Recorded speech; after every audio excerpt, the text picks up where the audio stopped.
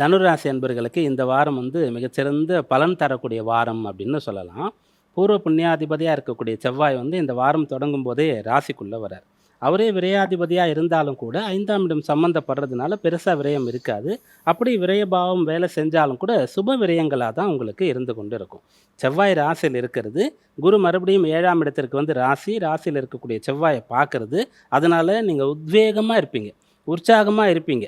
தனுராசியில் இருக்கக்கூடியவர்கள் வந்து காலையில் சீக்கிரம் எந்திரிக்கணும்னு நினச்சி முடியலைன்னா இந்த வாரத்தில் ட்ரை பண்ணுங்கள், எந்திரிச்சுவீங்க. அதே போல் வந்து ஒரு உடற்பயிற்சி செய்யணுன்ற எண்ணம் இருக்கிறது, ஏதாவது ஒரு நல்ல பழக்கத்தை கொண்டு வரணுன்ற விஷயம் இருக்கிறது. ஆனால் உங்களால் செய்ய முடியலன்னா இப்போ உங்களால் செய்ய முடியும். செவ்வாய் ராசியில் இருக்கிறதுனால நினச்சதை செய்ய முடியும், உங்களுக்காக செய்ய முடியும். மற்றவங்களுக்காக என்ன பண்ணுறோமோ அதெல்லாம் கிடையாது. பர்சனலாக உங்களுடைய சுயமாக மனசில் என்ன இருக்கிறதோ அதெல்லாம் உங்களால் செய்ய முடியும். 12ஆம் பாவத்தில் 3 கிரகங்கள் இருக்கிறதுனால நல்ல சம்பாரித்து நல்ல செலவுகள் பண்ணுறது, நீங்கள் வழக்கமாக செய்கிறத விட புது புது விஷயங்களெல்லாம் எடுத்து இப்போது செய்கிறது உங்களுடைய நேரத்தை அதிகமாக ஆக்கப்பூர்வமான காரியங்களுக்கு செயல்படுத்தக்கூடியதாக, செலவிடக்கூடியதாக இந்த வாரம் அமையும்.